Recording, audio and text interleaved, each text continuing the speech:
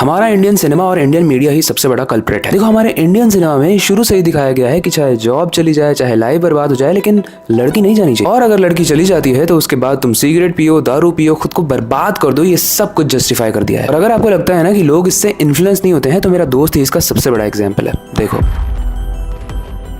Movies ने इसे justify कर दिया है। आफ्टर ब्रेकअप ये सब तो होता ही है। इसके अलावा हमारे इंडियन मीडिया, एसएससी का स्कैम हो जाए, चाहे एसएससी में कोई भी प्रॉब्लम आ जाए, स्टूडेंट्स को कोई भी प्रॉब्लम आ जाए, कोई कवर नहीं करेगा। हमारी टैलेंटेड इंडियन मीडिया को कवर क्या करना है। प्रेमानंद जी ने किस तरीके से लड़कियों के बारे में बहुत बुरा बोला, हालांकि ऐसा बोला भी नहीं और वो आधी क्लिप थी। इसके अलावा इस साल जो महाकुंभ हुआ था उसमें कितने सारे लोगों की जान गई, इतने सारे लोगों ने सीट बुक की थी, उसके बाद भी उनको बैठने नहीं दिया गया, शीशे तोड़ दिए गए, ये सब कुछ कवर नहीं किया गया। जब भी चार लोगों के बीच में मैं डिस्कशन को सुनता हूँ ना कि भाई हमारा देश आगे नहीं बढ़ रहा, तो भाई कैसे आगे बढ़ेगा जहाँ वेस्ट साइड में, जापान में, चाइना में, यूएसए में टेक्नोलॉजी और इनोवेशन जैसी चीजों पर एक्चुअली में फोकस किया जा रहा है। और वहाँ की मूवीज में आपको क्या दिखता है? Multiverse, time travel, science fiction and quantum physics जैसी बड़ी चीजें। और खुद ही सोचो, दो बच्चों को बैठा दो, एक को रोमांटिक वाले थिएटर में बिठा दो जिसमें किस तरीके से खुद को डिस्ट्रॉय करना है वो ये देखे, दूसरे बच्चे को बिठा दो और उसको कोई इंटेलिजेंट मूवी दिखाओ, इस तरीके की साइंटिफिक मूवी देखने के बाद क्यूरियोसिटी दोनों में होगी, लेकिन एक में बहुत अजीब वाली और एक में बहुत इनोवेटिव वाली। लेकिन भारत के बच्चों को तो सैयारा मूवी देखने के बाद शर्ट फाड़ने से फुर्सत ही नहीं है। आप खुद देख लो, लगभग 2 साल से मैं कंटेंट बना रहा हूँ और इस 2 साल में अब जाकर मेरे 1 मिलियन हुए। वहीं पर वो लोग जो नंगा नाच कर रहे हैं, बकचोदी कर रहे हैं, गालियां सिखाते हैं या फिर फेक लाइफस्टाइल दिखाते हैं, उनके फॉलोअर्स आपको मिलियंस में मिलेंगे। और यही रीजन है कि आज की जो नई जनरेशन आ रही है वो भी ऐसे ही लोगों को देखकर इंस्पायर हो रहे हैं। तो एक क्रिंज और वाहियात कंटेंट इंस्टाग्राम से कभी खत्म नहीं होने वाला है, क्योंकि ये साइकिल अब चलती जाएगी। एंड में मैं बस एक ही चीज कहना चाहूंगा कि हमारे देश को मैं कुछ नहीं कह रहा हूँ, क्योंकि हमारा देश महान था, महान है,